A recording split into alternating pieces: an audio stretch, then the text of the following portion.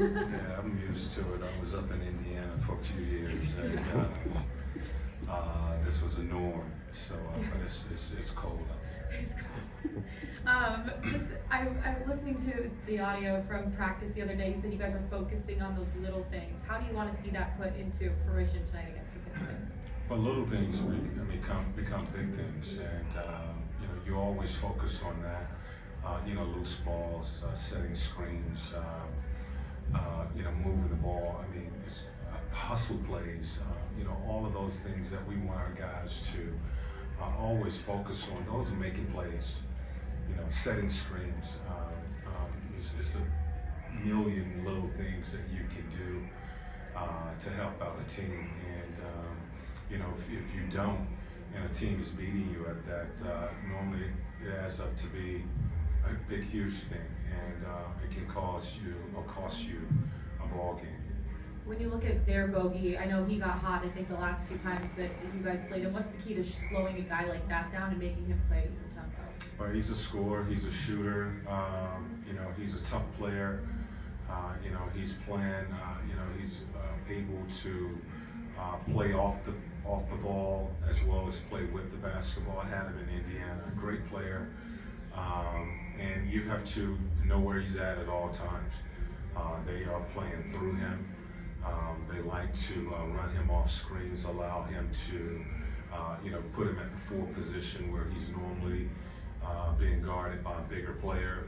And they try to take advantage of that by moving him off the ball and running him off screen. So you have to know where he's at all times. Transition, especially, he's running to the 3-point line, and he doesn't need much time to get that shot off.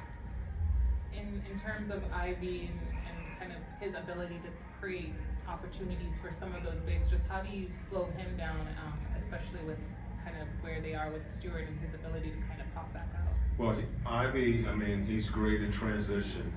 He's probably one of the fastest guys in the league, and so we have to make sure that we're rotating back and we're not all watching when that shot goes up. And the key is always to try to keep guys in front of you. But he's especially dangerous in transition.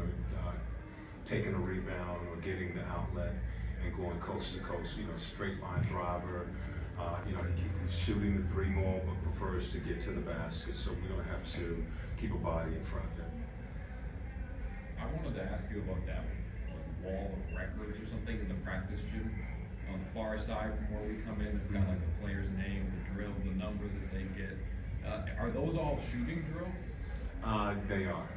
They are shooting drills that we do with the guys daily, and sometimes they are challenging. You've probably seen Bogey name up there a lot. Trying to beat the records of guys who put up big numbers. Yeah, Trey said something to the effect of when somebody breaks a record, Bogey's back in the gym in the middle of the night trying Absolutely. to break it back. Bogey pays attention to that board. It looked like Onyeka's name was on there for one of them. Do you know which one it was? I don't. Thank you. Just checking in about Clint and, is it the warm up and you guys will see where Clint will play tonight. Okay. He will be in uniform, and really feels like another start for us.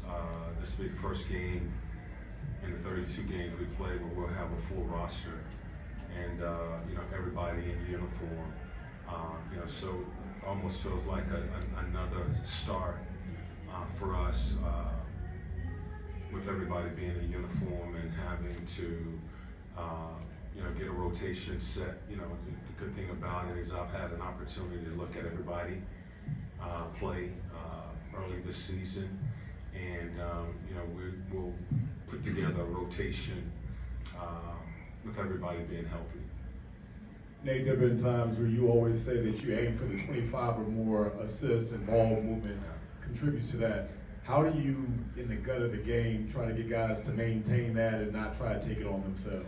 Yeah, we talk about that all the time, especially, we say play early or play late. And what we talk about is trying to get the ball and advance it down the floor and play before the defense can get set. But if they don't, which a lot of teams are going to get back and force you to play a half-court game, then we want to execute and play late. Make them defend, get into your third and your fourth option, and not get into just a lot of isolation basketball.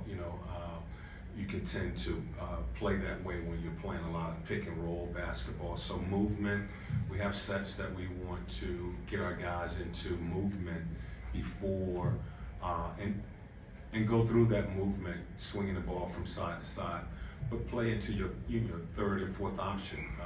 As I said before, most teams are going to defend your first, maybe second option, but when you get to your third and your fourth option, which is 3 or 4 passes, you normally will get a pretty good look. In terms of John, is he still on a minutes restriction tonight? No. No. Any final question? All right, thank you, Coach.